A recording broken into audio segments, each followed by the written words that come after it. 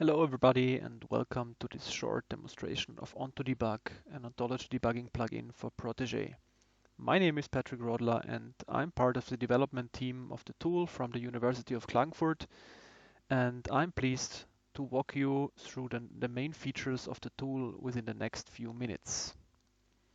In order to showcase you the functionality of the tool, the first thing we do is we open some ontology to play around with.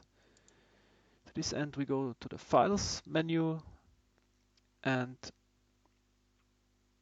open one ontology right there, and we choose the koala ontology, which is a very simple but still interesting ontology because it's used for educational purposes and it shows some of the problems that can arise when developing an ontology.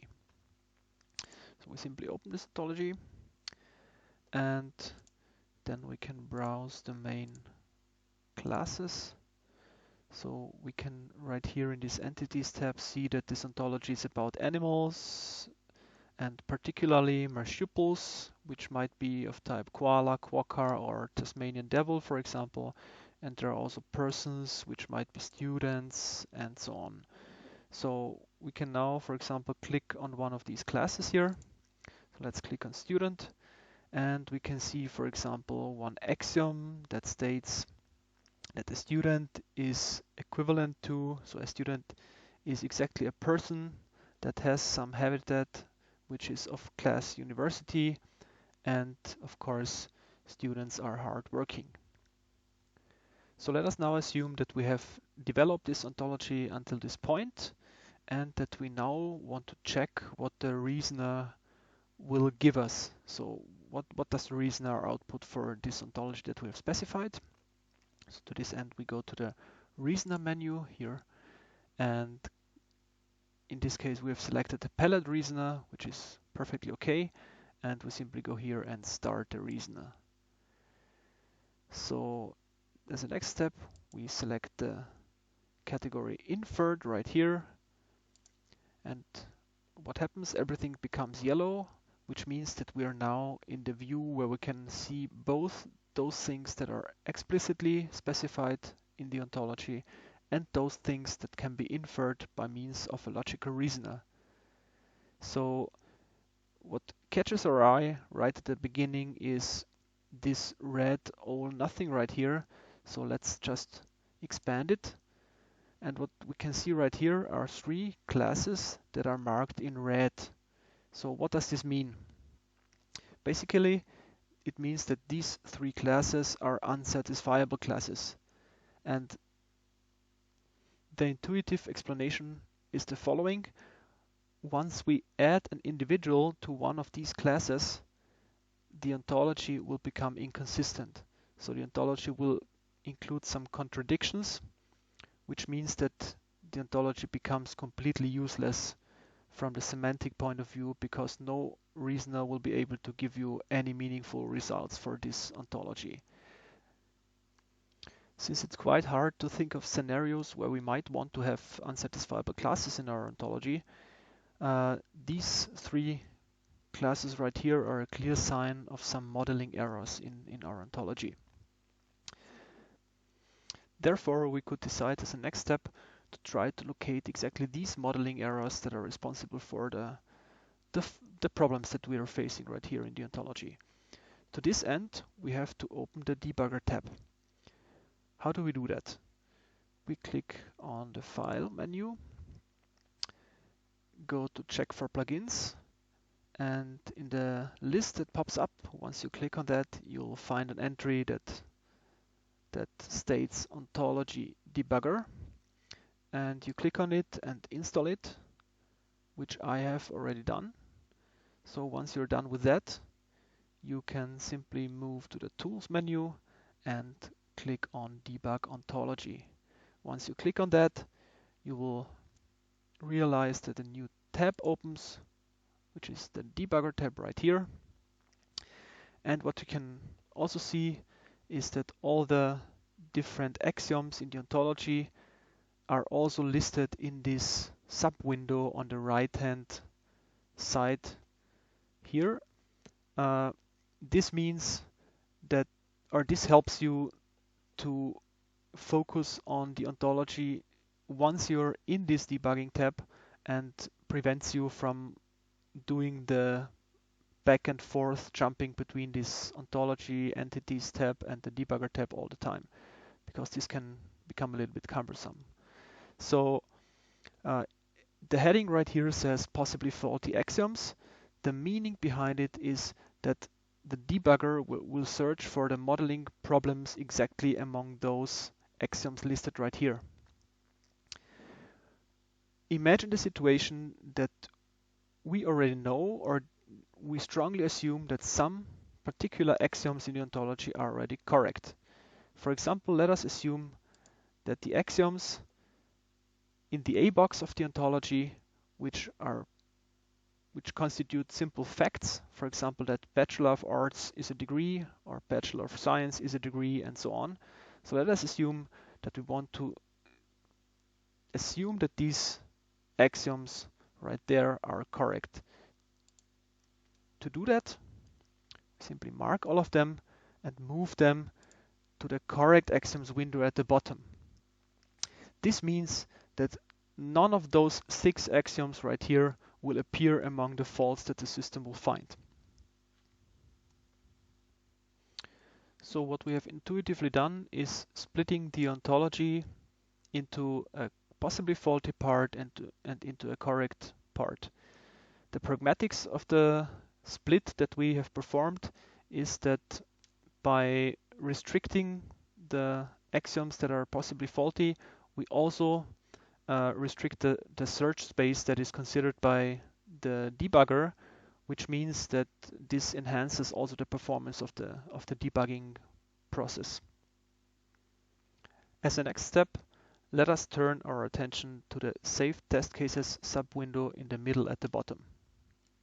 The idea behind this sub-window is to enable the ontology developer to pursue a test-driven ontology development approach. Test-driven development is a paradigm that is quite popular in software engineering. The underlying principle is to specify test cases for a part of the ontology before developing this part. At this, a test case is a certain constraint that must be satisfied by the respective ontology part. Carrying over this principle to ontology development, we distinguish between 2 different types of test cases. The first type are the positive or entailed test cases, which you can see right here. And the second type are the negative or non-entailed test cases, which you can see right here. So what are positive and negative test cases? A positive test case is a statement that must hold in the intended ontology. Stated more precisely, a positive test case is an axiom that is a logical consequence of the correct ontology. In other words, the logical reasoner should be able to infer this axiom if the ontology that is given is correct. A negative test case, in contrast, is a statement that must not be true in the intended ontology. That is, if the given ontology is correct, then the logical reasoner must not be able to infer any negative test case from this ontology. So let me give you an intuitive example for each of these test case categories. So let us add a positive test case. One example would be, for example, that student is a subclass of a person. Clearly, this should be one thing that must be true in the intended ontology. And an example of a negative test case could be that a person is a subclass of a marsupial. So right now we have specified 2 different test cases, a positive one, the negative one, and the next step could be to simply verify whether the ontology that we have now present right here in the Entities tab already satisfies these 2 test cases. So to accomplish that, we simply click on this question mark symbol right here, which says in the tooltip evaluate all test cases. So we click on this and we see, okay, this is satisfied, which means student subclass of person can be inferred from the ontology that we have at hand. And also for the negative test case, we find that it is also satisfied, which in this case means that this axiom stated right here cannot be inferred from the ontology that we have present. But let's now come back to the original intention of locating the faulty axioms in this ontology.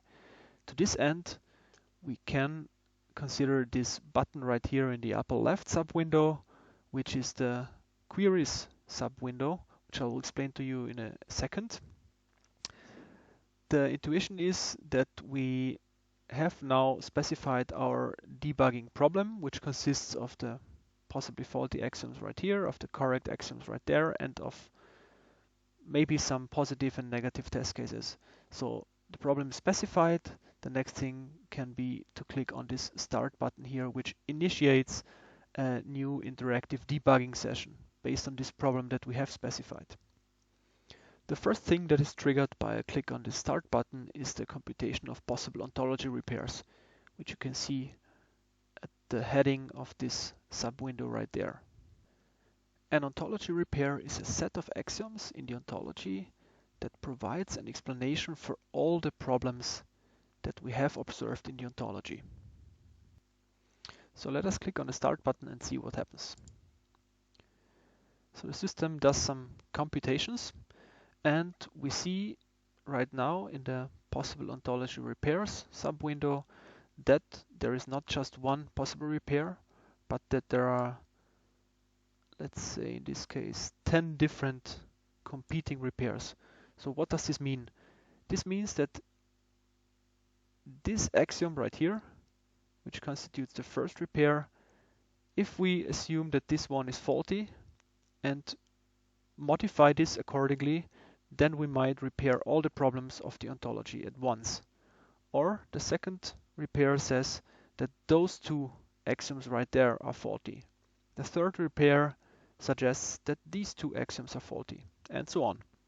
And the main problem is right now that all of these different repairs, once we apply them, so once we delete these axioms in one repair or we modify them, we obtain repaired ontologies with different semantics for all of these different repairs that are given right here.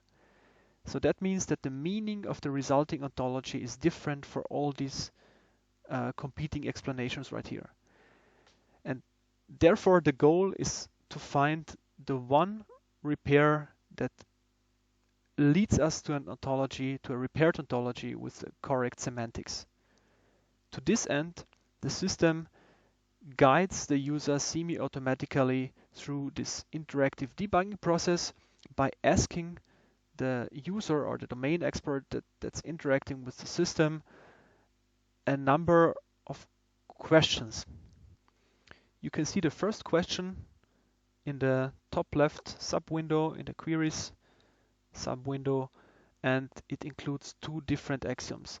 The first axiom asks us if a quokka is hardworking, and most probably the answer should be in this case a no. And the second axiom asks us whether a quokka is a marsupial, and here the answer is clearly yes. The purpose of query answering is to discriminate among the different possible ontology repairs and to rule out those ones that are not consistent with the answers given. So you will be able to observe exactly this discrimination process once I click on the submit button. And what you also will be able to observe is that these two axioms right here, one negative and one specified positive, will move right there to the acquired test cases sub-window, where you throughout this interactive session will be able to monitor a list of all those given answers so far, and you might at a later point realize that, for example, some answer that you gave is not correct, and you can simply delete this answer from this acquired test cases tab, and the system will account for that by updating all the different sub windows that you can see, and it will directly come up with an according next question in the queries tab right here. So now I click on the submit button, and what you can see is that before we had 10 different repairs, and right now we have only 6 ones remaining, and that, as I told you before, that the different answers have moved right here. So since there is more than one repair left, the system presents the next query to us, which includes the 2 axioms right here. The first one asks whether a koala is a subclass of a marsupial. This should be probably true. And the second one asks whether only persons can have a university degree. This is probably also true.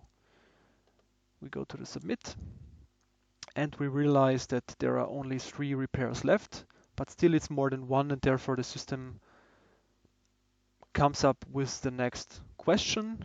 It asks whether a koala with PhD is a subclass of a koala, which is probably a yes, and whether a koala with PhD is a subclass of a person, which is most probably a no.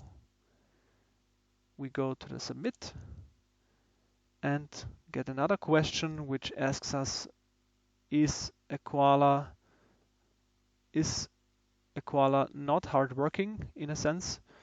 And in this case, we could say it's a yes, but then we might want to cross-check before answering this question how this is hardworking is specified in Ontology. So let's simply click on it, and we find out that it has a domain of person, which means that this sentence right here implies, because a koala is mentioned on the left-hand side and the is hardworking property is mentioned on the right-hand side, this means that a koala can be inferred as a person if we click on the yes button. So therefore, it should be a no.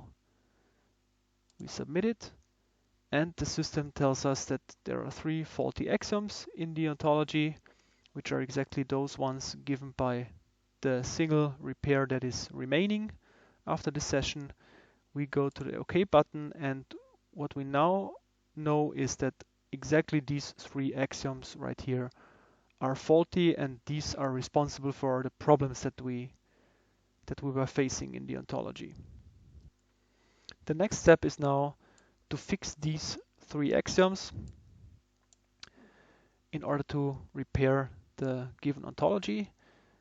In order to do that, we click on this repair button right here in order to open the interactive repair facility of the tool, which you can see right here. It lists exactly the 3 different faulty axioms that we have, and for each axiom we have then the choice between 3 different actions. The first action is to simply delete this axiom, the second action is to modify this axiom, and the third action is to get some explanation of how this axiom contributes to the faults in the ontology. So in this case, we see that there is one explanation given, but let us assume that the user tries to repair this axiom in an intuitive way, and the user simply reads Quokka subclass of is hardworking true and might hypothesize that the correct axiom should be that the is hardworking has the value false in this case. So let us try to modify this. Simply write false right here and we confirm it. But we can still see one explanation for a problem right here. So this means once we still have an explanation left right here, it means that we did not modify the axiom in an appropriate way in order to repair the ontology. Therefore, the user right now might want to analyze the explanation that is given in order to find out where the real problem with this axiom is. So let us do this analysis right now. Let us first have a look at the last axiom right here, which says that a quokka is a subclass of a marsupial, and the first one, which tells us that marsupials are disjoint with persons. So altogether, these two axioms, the first and the last one, mean that a quokka must not be a person. So a quokka is disjoint with person. Secondly, we observe that quokka is mentioned on the left-hand side of a subclass axiom that has the is hardworking property on its right-hand side, which means due to the fourth axiom right here, which states that is hardworking has domain person, it means that a quokka must be a person according to the second and the fourth axiom right here. So as a result, a quokka must be a person on the one hand, and it must not be a person on the other hand. Finally, we have an instance which is of type quokka, which is specified by this third axiom right here, which means that these 5 axioms altogether are inconsistent. This is also shown right here because all thing, subclass of all nothing, is the same thing as an inconsistency. So let us now fictitiously repair this axiom by changing it to quokka is subclass of animal, which is obviously true. And let us assume, so in this case, you can see that the selected axiom has been repaired, so there are no further explanations for any problems once we modify this axiom. And let us assume that we simply delete both of the other ones. And finally, we can confirm this by clicking on this OK button right here. But before I do that, let me just mention that during the repair actions that we performed right now, we do not work on the original ontology, but as you can see right here, we have an anonymous ontology instantiated in the background, which means, or which helps us to simply be able to play around with different repairs without modifying or harming in any way the original ontology. Only once we are satisfied with all the changes, which is the case right now, we can go to the OK button right here, and then, only then, the changes are written back to the original ontology. So let's do this. The system tells us that the debugging session will stop because we now have modified the ontology in the background, and that there are some unsaved acquired test cases. These are exactly the answers that we gave throughout this interactive session, and it asks us whether we want to move these acquired test cases to the permanent test cases at the bottom right here. And I confirm this by a yes. And the system tells us that the koala ontology is right now coherent and consistent. Coherency means that there are no more unsatisfiable classes in it. So to verify that, so right now you still see these red classes right here, but the problem is simply that we did not synchronize the reasoner yet. So let's just do this, and you can see that those red classes here turn to black again. So everything is okay, and we do not have any problems left. So the final thing we could verify right now is whether all the positive test cases are satisfied. So in this case, we see, there is one which is not yet satisfied, which means that we still have to further develop the ontology in order to account for exactly this positive statement right here. And for the negative test cases, we see that all of them are satisfied. So once we analyze this axiom right here, we could find, okay, I would just explicitly want to take this into my ontology, and to accomplish that we can simply click on the plus button right here, and then this axiom will be added to the ontology, and then we verify again, so everything is okay. Let's just cross-check this with the specification in the ontology itself. So we click to the koala with PhD, and we find out that it's actually a subclass of koala, which is exactly the new axiom that we directly added from this test case view that we have right here. And the negative test cases are still satisfied. So in this case, we end up with a correct ontology, and the next step in this test-driven development could be, for example, to specify another test case and go to the development phase, or to store the ontology and stop the development session and debugging session and close the debugger tab.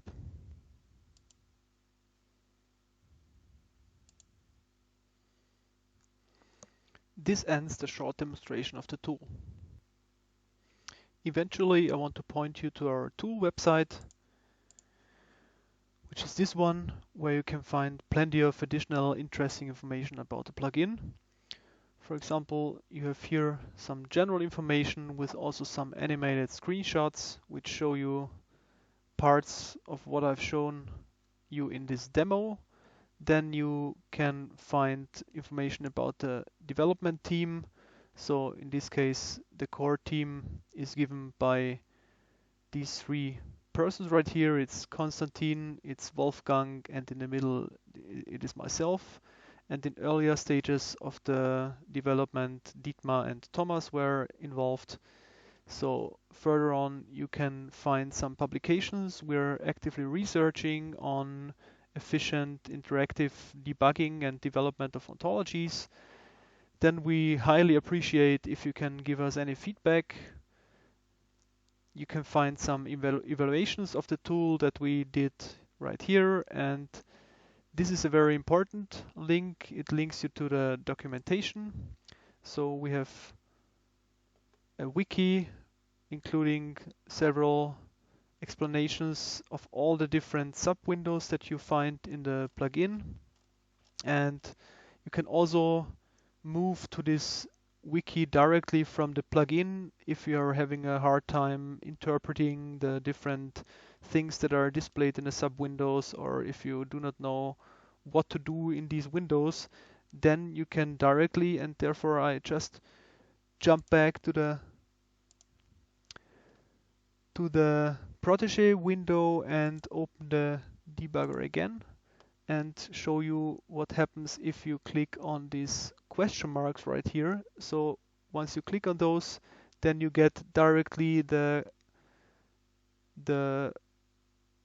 access to the wiki page that is directly related to the content or to the context where you have clicked on it. So if you want to know something about the possible ontology repairs, you click on this one and you directly are referred to the possible ontology repairs wiki page.